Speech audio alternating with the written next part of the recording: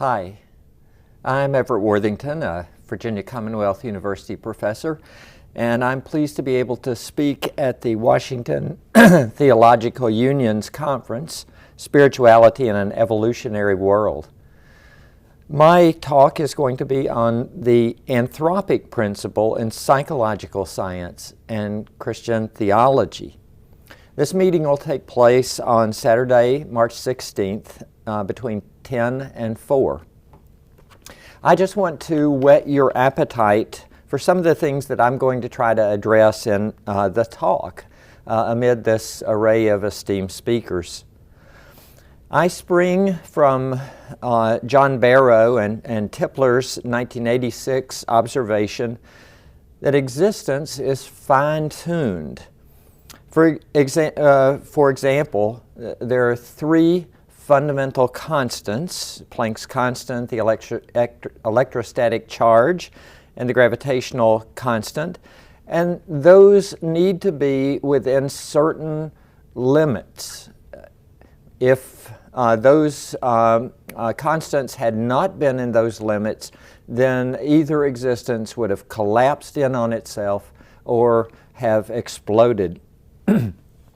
So what I wondered, being a psychologist, is might psychological existence be similarly governed? Might people be organized so that they operate within narrow psychological bands on fundamental issues?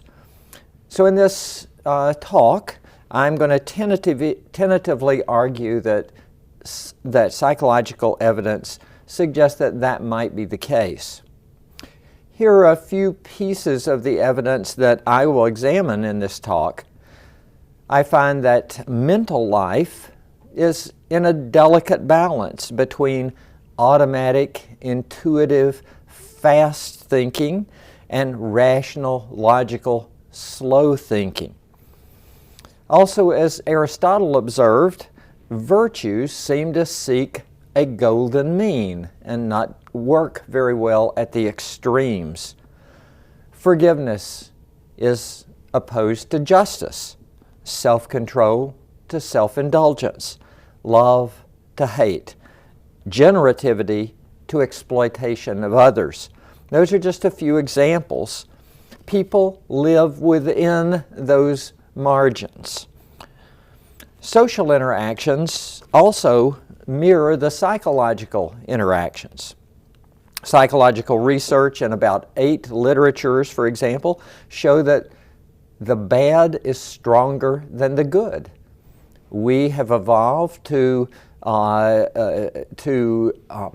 notice the bad because it can be dangerous for our existence if we ignore it. And so we attend to stimuli that are harmful or potentially harmful more than positives.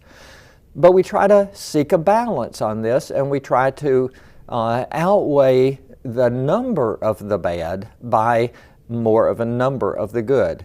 About 8 different literatures have shown that a ratio of about 3 to 5 versus 1 of good to bad events is needed for optimal existence.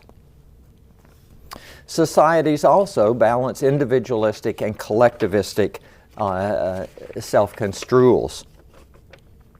People seem to need consistency.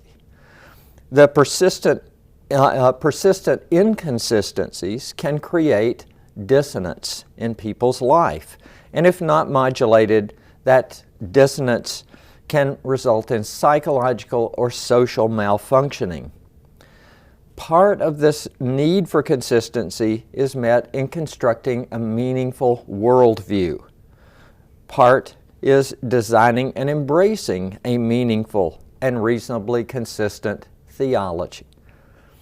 So without consistency, individuals and groups do not function well, leading to social and personal abnormalities, strains, and disruptions. I close the talk by asking how we can live between the edges of these paradoxes. critical realism, or grounding our view of reality in what we observe or infer from observation, and yet remaining skeptical of our view of reality, is an attitude toward scientific, philosophic, and theological truth that is a middle ground between the margins worldview. The essential psychological skill is being able to juggle cognitive, emotional, and motivational dumbbells weighted on each end, in which seeming opposites are somehow connected by trying to make meaning of them. That's where we must live psychologically. This is the line of thought that I hope to explore in this talk. Thank you.